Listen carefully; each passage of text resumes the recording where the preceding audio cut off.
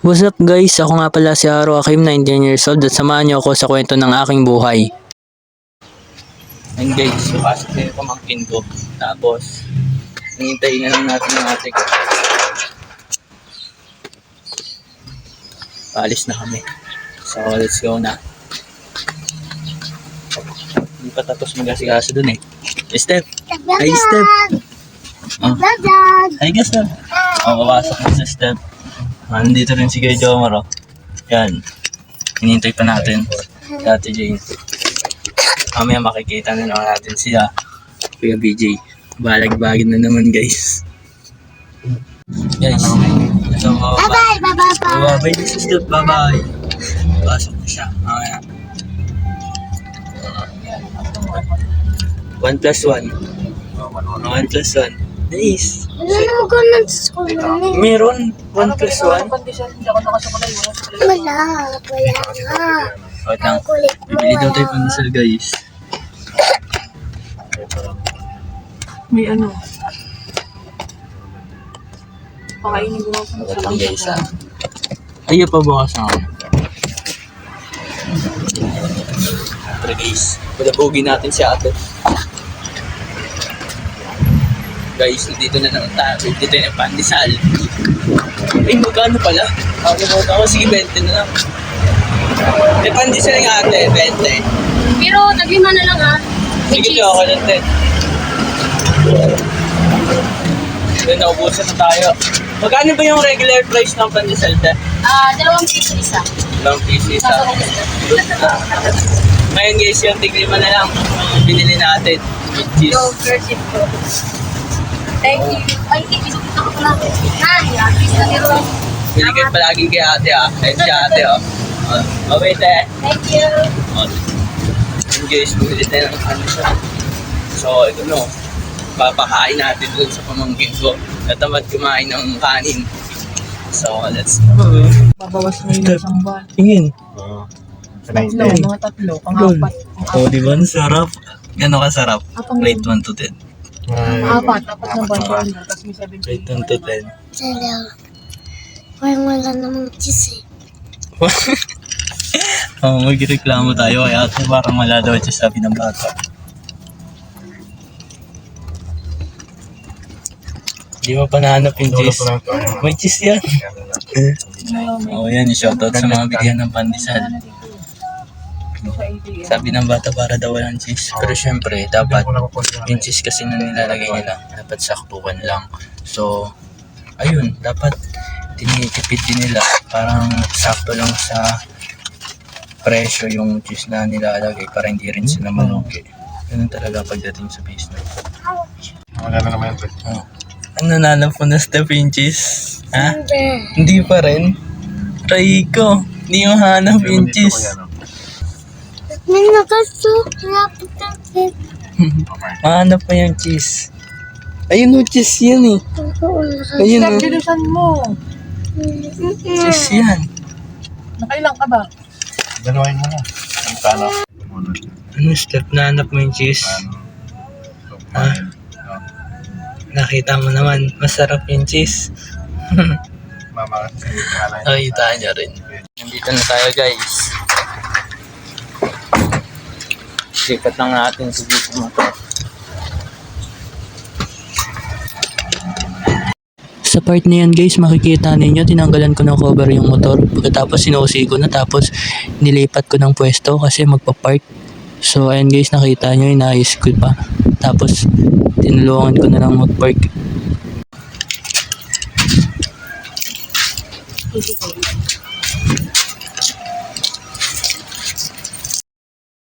Ayan guys, makikita nyo, sinusi ko na yung lock ng roll up kasi bubuksan ko na. Ganyan talaga guys, pagkababa namin, pagdating na namin sa store, ang ginagawa ko ulit, binubuksan ko yung roll up.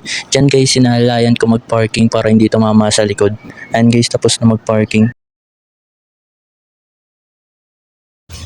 Makikita nyo dyan guys, pinarking ko na rin ng maayos yung motor para maayos na sa labas. In case na may bibili, hindi na ganun kasikip.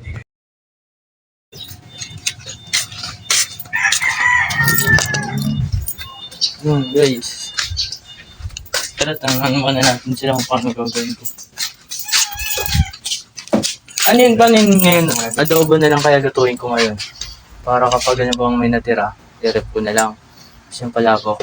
Adobo na lang. Adobo yung dang pula mo? Adobo na lang. Hindi ba? Hindi na. Mga may pork cake. Pork na lang. Pork or chicken. Pork meron. Tuyo. Pork adobo na lang daw yung lutuin, guys. So,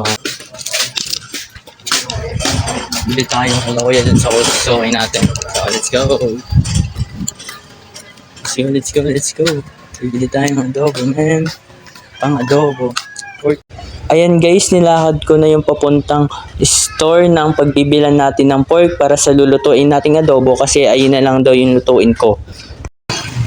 Good morning, ah. Good morning. Pork nga, ya.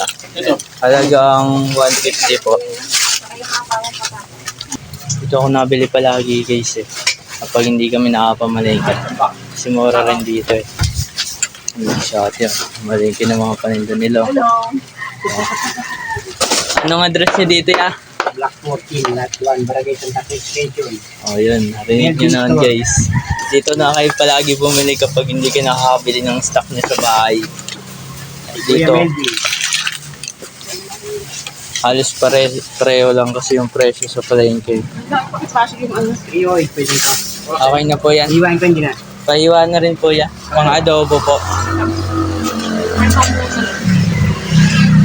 Anong gagawin? Balik na tayo bahay. Tapos magluluto na tayo. Pork adobo, men. Tuloy iso. Diretso na tayo bahay. Ano yan natin yung cellphone ko? Nakalimutan ko ata sa loob. Ito. Nakalimutan ko ata eh. Saan ko nandito yun? Wait lang. Check natin.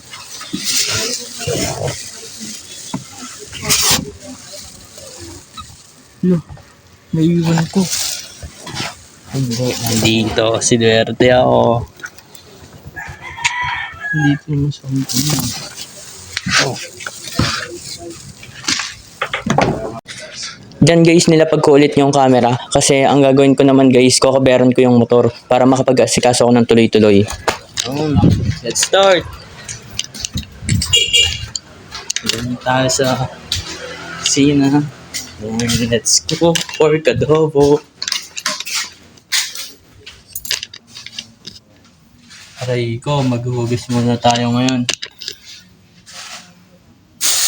Kaya sa part na yan guys, nagugas muna ako ng mga dapat hugasan para makapag-asikaso tayo ng maayos at walang abala. Yun, dito yung rice cooker oh. Uli ka ba doon? Kita ko yung rice cooker ngayon. Diba? Tapos kunin din natin itong galon. Wait lang.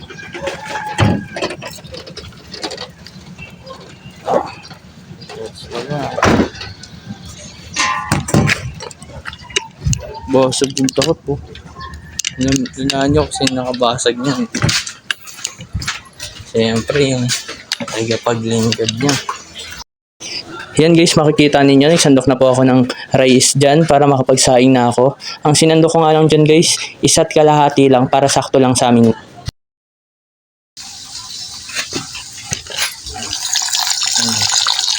Yan na natin. Wala ko kasi, hindi nakakit yung tubig sa lababo eh. Yun ito na lang gagawin natin. Pag ano, at yung pang ano, emergency way. Diyan guys, makikita ninyo, inuhugasan ko na ng bigas. Ayun yung unang hugas ko sa bigas. Kapag ako naghuhugas ng bigas guys, 2 beses. Kasi sabi sa ang nagturo sa akin, dapat daw 2 beses lang para daw dito mawala yung sustansya tapos yung lasa. Di ko alam kung totoo yun. Comment nyo na lang kung ano. Totoo, hindi. Diyan guys, ayan naman yung pangalawang hugas ko sa bigas. 2 beses kasi sinugasan. So huli na yan. Wala na siyang itin-itin. Kasi parang pinaikot-ikot ko siya ng ano. Dalawang beses ko siyang inugasan. Dapat, syempre sa dalawang ugasan, dapat medyo maraming tubig. Tapos kuha ko ng baso. Kung ilan yung baso sa kanin na tinakay nyo, dapat ganun din sa water. Diba, 2 cups of rice, 2 cups of water din dapat.